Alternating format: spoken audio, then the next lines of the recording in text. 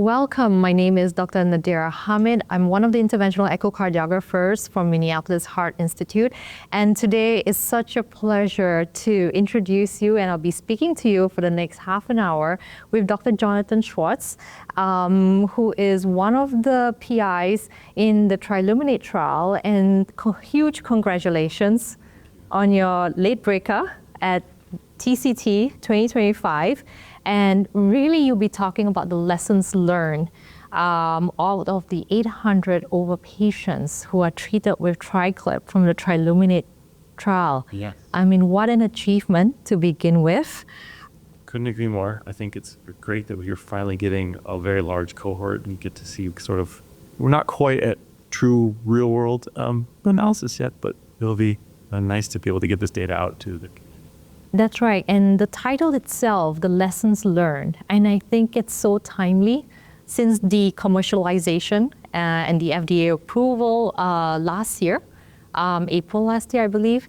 And what are the lessons learned that you could tell the audience from the trial? Yeah, good question. So this trial is an inclusion of all of the continued access patients and on top of the single arm and the pivotal trial patients. And so it's only 30-day results so far. The 1 year is available soon. So it's still kind of the early results, but no huge surprises. So that's obviously good.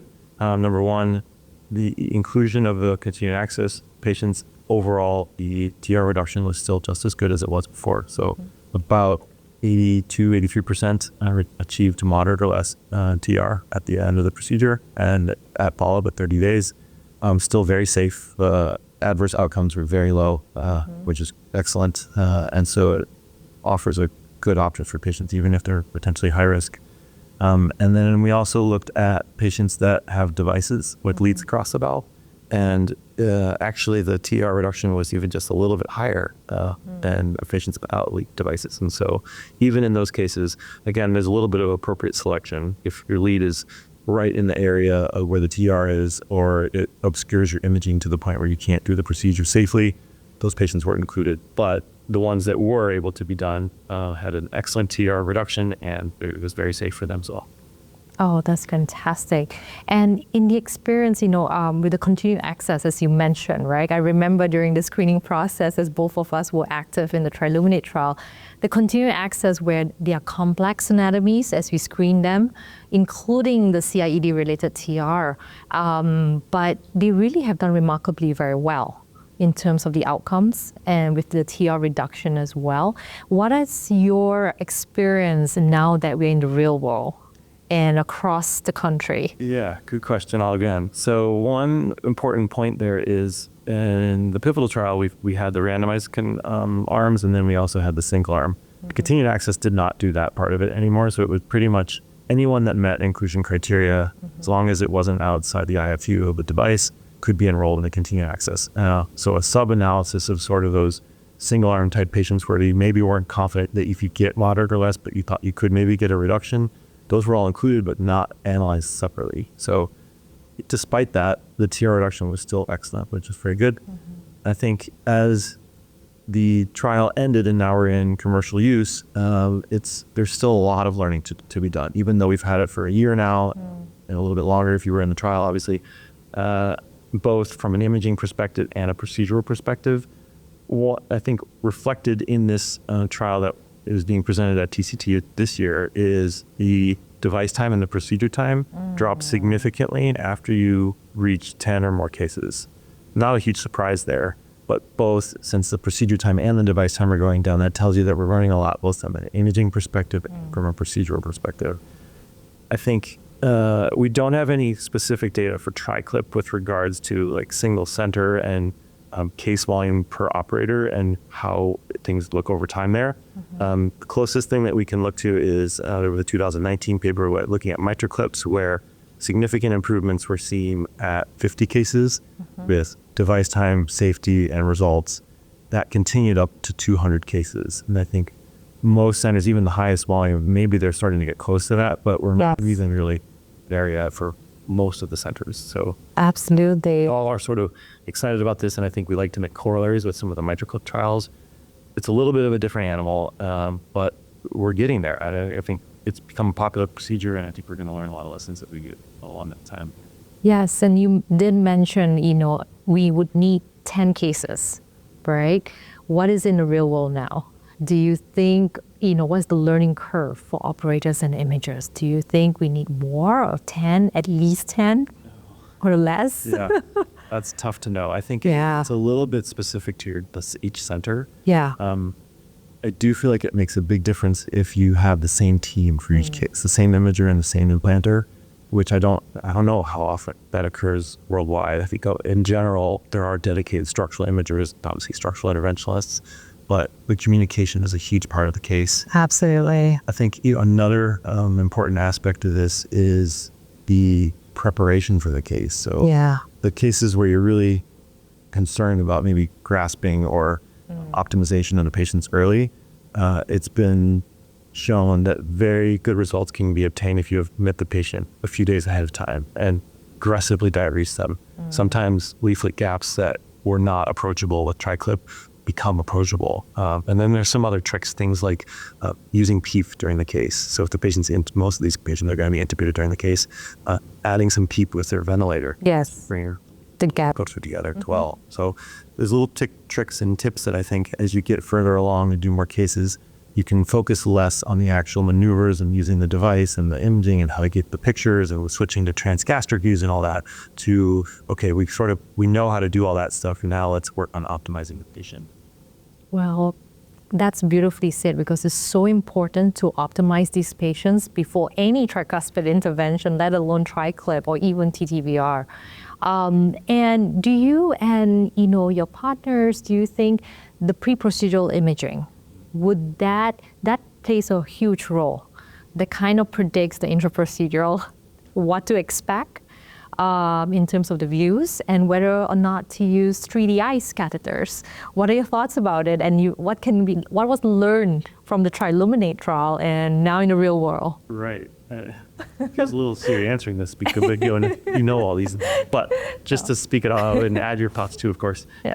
The pre-imaging, very, very important for in my personal practice. All of the pre-imaging is done by a dedicated structural imager in general. That's the ones that are in the cases. And so trying to get the exact views and being able to know, are we going to be able to see the septal and the anterior leaflet, the grasping views, all that is so, so important. Yeah. There definitely are cases where you encounter, not sure I could see this that well with TEE, but maybe if we use ICE, we can get a potential clip implanted there. It's not that common that we'll do, like sometimes one thought is, well, why don't we bring them in for a right heart cath? We can get some information. And then at the same time, maybe you could put an ICE probe in and take some pictures, see how things look, and that can sort of help you make the decision as to whether to clip these patients or not. It's a little bit of an expensive endeavor if you do that, just doing a diagnostic case with an ICE probe. But if you're really worried and there's no other options, it is something to consider. Yeah. There have not been any analyses published yet about the cases that are either done, it's not that common that they're done solely with ICE, but concomitant ICE and TE. I think that's definitely a next step for this investigation. I know personally, at least anecdotally, when ICE is used, you can definitely see things better. I'm sure you would agree with that. Absolutely. I mean, the 3D ICE catheter has really revolutionized how we image for a tricuspid valve. I think we imagers embrace it now as an adjunct therapy for both the TriClip and the TTVR option, because imaging the tricuspid is really challenging. Is there any data from the TRILUMINATE trial, when the start of 3D ICE catheters, whether the procedural time has impacted, reducing it, the learning curve for this? What are your thoughts about it? Yeah, so unfortunately, that is not available yet. It's been tracked. Yes. It is available in a database, but no one's looked at that yet. I have a personal interest in this. Maybe together we could look at this. Yes, but, yes. I'm curious to see. I do think you're probably going to see a learning curve there, particularly because a lot of interventionalists are, up until recently, probably weren't that skilled at ICE. It just wasn't something that you use more often than maybe some PFL cases, sometimes ASDs.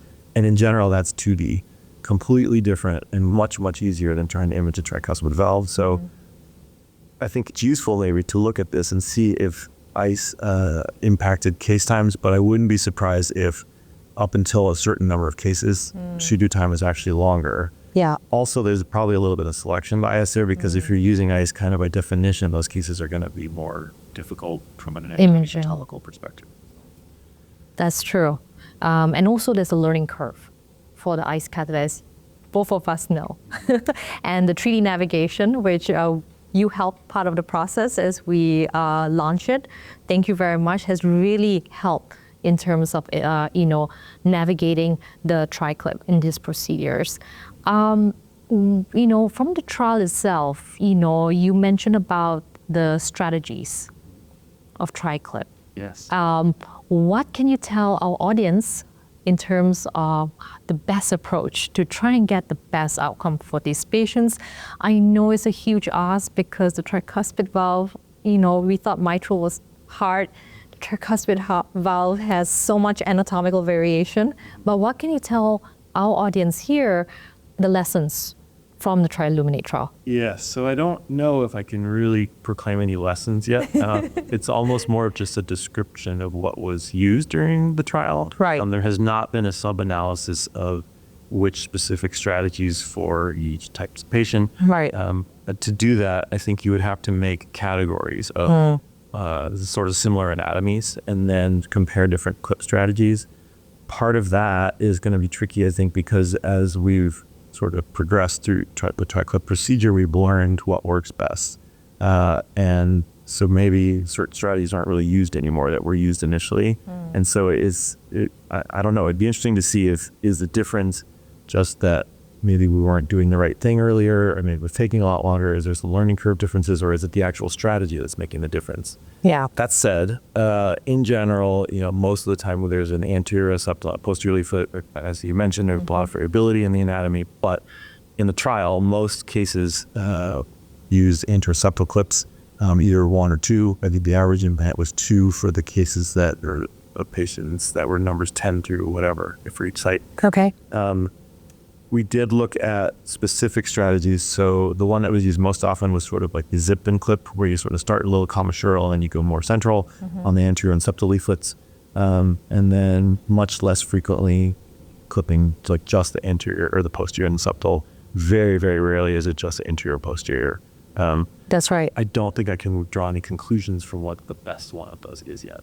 Yes, and there's a lot in the literature about the techniques, the Clover technique and all of these zip-in, technique. So be interesting from a trial perspective, what works best for which anatomy. But certainly things to look out for, I think. And the other area that I think both of us and many others from a trial challenge is the CIED-related TR. I mean, they are challenging.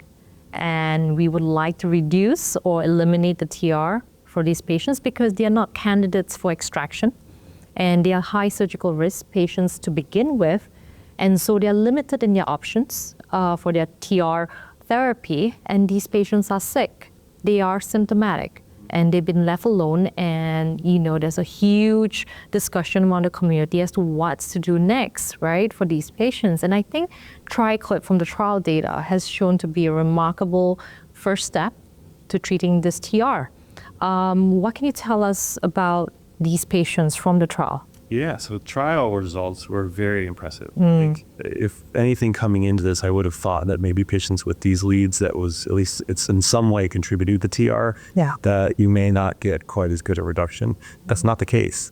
Showed, I think, 84% of patients had moderate TR or less after clip with a device place. So that, if nothing else, is reassuring. I want to say, some people might talk about, we mentioned this earlier, is there a little bit of selection bias to patients where you can't put a clip in because the lead is right where you need to, or it's shadowing?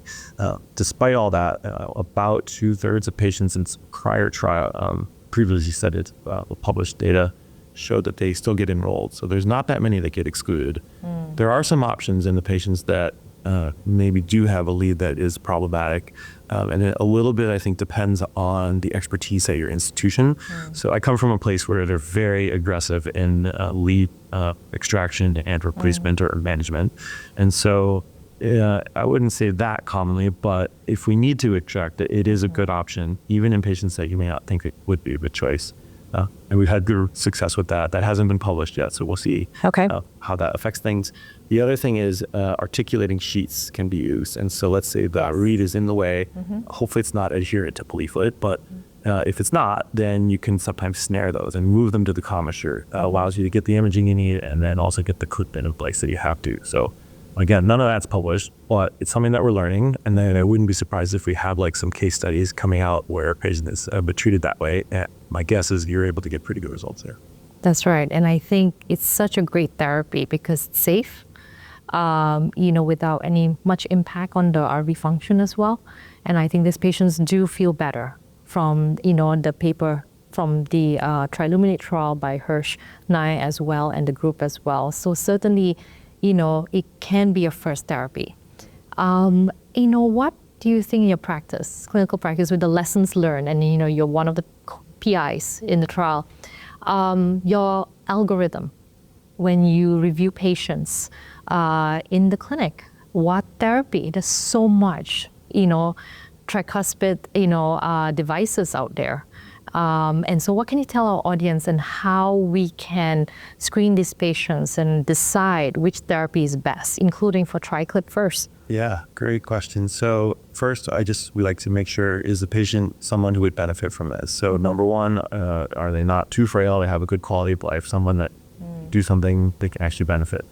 Number two, are they symptomatic? I mean, yes, we have shown reduced heart failure hospitalization at 1 year. We don't have that data for this data set that's being presented at this meeting, but we will get 1 year data soon. But if they're not that symptomatic, it's hard to argue that maybe they don't necessarily need this. I mean, there's externally, there's a lot of data that showed that, long-term TR is bad for patient outcome, but hasn't been shown in the intervention trials yet. Right. We always involve our heart failure colleagues to make sure patients are completely optimized on guideline-directed medical therapy and diuresis as best as we can.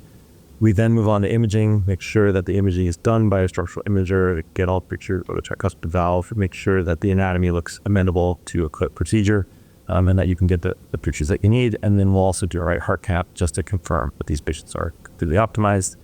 And then based on that, we come to a conclusion as a multidisciplinary team. We'll have surgeons involved, structural imagers, heart failure physicians, to make sure that everyone agrees this is the best therapy and that we're making the right choice. It's primarily driven by anatomy with regards to, so we are at Evoke, transcatheter valve implanting site as well. Yes. Primarily driven by anatomy, but I will say TriClip tends to be our first option. Fantastic. I think we do similar, and I think many centers as well. And finally, how do you see the future of TriClip in tricuspid intervention? And what do you think the next steps are for us, for the TriClip and Abbott? And do you think there are further reiterations of the device, or what can we do better? Yeah, so great thoughts and ideas are surrounding the whole tricuspid area. I think there's a lot of devices that are under development. We still have a lot to learn there as well. I do think we've shown that the TriClip device is very effective and safe with great outcomes, even in complex patients, nodes with leads as well. So I anticipate that it's just going to continue to be used more and more, particularly as sites get better, both from an implanter perspective and an imager. The outcome will get better and better. With regard to which device is better in terms of replacement and repair, we just need more data. So time, I think, will tell with that. But we've got some good options in these patients that were previously had none. So that's great. But all aspects of tricuspid intervention, there's still a lot to learn. Yeah. It's exciting. What a great way to end it, because, the TRILUMINATE is the first randomized control trial for the tricuspid intervention. I mean, it has set the stage, and there's so much more that we can do, not only from the interventionist standpoint, but especially imaging, because we both can agree that it plays a huge role in tricuspid intervention, whatever devices it is. And so with that, there's so much we can do. I mean, thankfully to all the vendors and ultrasound companies and the societies are aware of it and will be playing a huge role, and they are already doing so with so many numerous educational workshops for all the imagers in the country. And with that, would like to thank Dr. Jonathan Schwartz for his time to who told us about the late-breaking trial. And with that, thank you very much for joining us. Thank you.